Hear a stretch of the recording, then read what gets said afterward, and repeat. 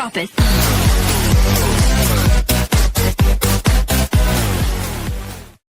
बबुआ के लिहते जनमवा सोहरवा गवावेलू हो। ए माई बबुनी के लिहते जनमवा मनवा काहे थोर कैलू हो। ए माई बबुनी के लिहते जनमवा मनवा काहे थोर कैलू हो। कोखिया भीतर से धियरिया मन ही मने झन खेली हो। ए ललना जब हम जइबे बाबा के देसवा त माई अखिया लोर होई है हो। ए माई बबुनी के लिहते जनमवा मनवा काहे थोर कैलू हो।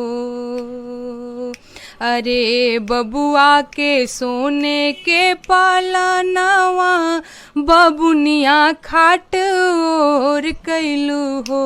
ए ललना बबुनी जीते मेडल पे मेडल की दुनिया में शोर भैले हो।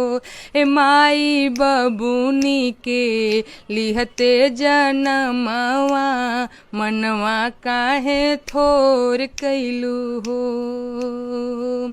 कवने कारण माई भेद कैलू भेदवा बतावना हो। ए माई बबुआ से कमना बबुनिया सोहरवा गवावना हो।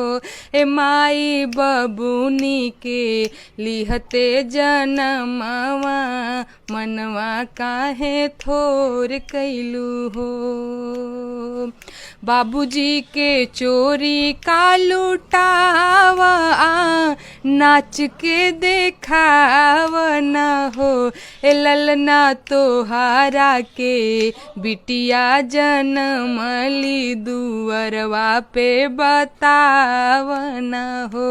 ए ललना तोहारा के धियरी जनमली दुअरवा पे बतावना हो।